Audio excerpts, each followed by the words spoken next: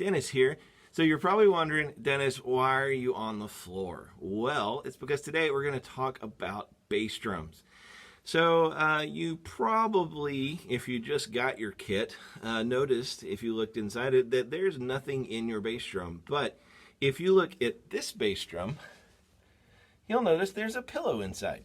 So if you've ever been wondering, how do I make my bass drum sound better? That's part of the secret. Let's talk about it. So, most bass drums don't come with anything in the drum to help muffle it, but it's a huge drum. It moves a lot of air, and to get a modern sound out of a bass drum, we usually want to add some muffling. So, there's several different ways to do it, but right now, where going to the drum store is not an option, what you can do is you can just get a pillow. And now, don't get the pillow off your bed.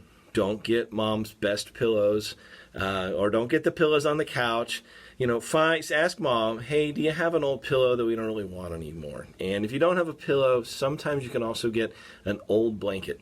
But really what you're after when you're putting a pillow in your bass drum or blanket or whatever you decide to use is you're wanting something that will touch the head you play on and the head you don't play on, the batter head and the resonant head. Why? Why do you want that? Well, because you don't want any funky overtones, which is what we call all those weird sounds that happen when you play the bass drum. We don't want any of those coming from either head.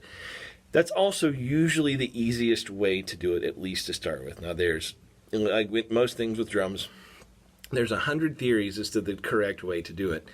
Let's just say for the purposes of this video, we're going to go with a pillow that'll touch both drum heads. Now, the first thing that you want to check on is that the tension rods on the bass drum head aren't loose. If you've watched the snare drum video, the tension rods are the little screws that you adjust with your drum key. But you want to make sure that those aren't super loose. You also will want to make sure that they aren't super tight. On a bass drum, if they're too tight, you can get a higher pitched sound out of it, and that's not what you're really going for most of the time with a bass drum. The other reason why you want to make sure that they're not too tight is because it can cause the beater to play off the head more than what you want. That gets into bass drum technique. We'll deal with that in a lesson, but just make sure that it's not super tight. If you'll notice, if you loosen all of the tension rods, you'll notice that the heads kind of get wrinkly a little bit. I've always found, for me at least, that the best sound comes from getting the bass drum just beyond the wrinkle stage. So if you loosen all those tension rods and then tighten them back just so where the head's not wrinkly anymore, that's usually your best shot.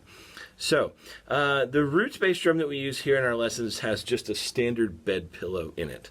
It's long enough so that it hits the resonant head and the batter head at the same time and kills a lot of those overtones. So that's a quick, fast way to muffle your bass drum. I highly recommend it to everybody.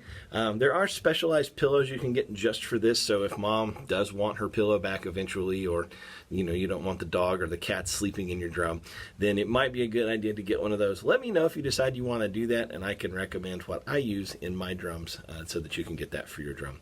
If you have questions, as always, feel free to reach out. I'll be glad to help any way I can, and see you soon. Bye.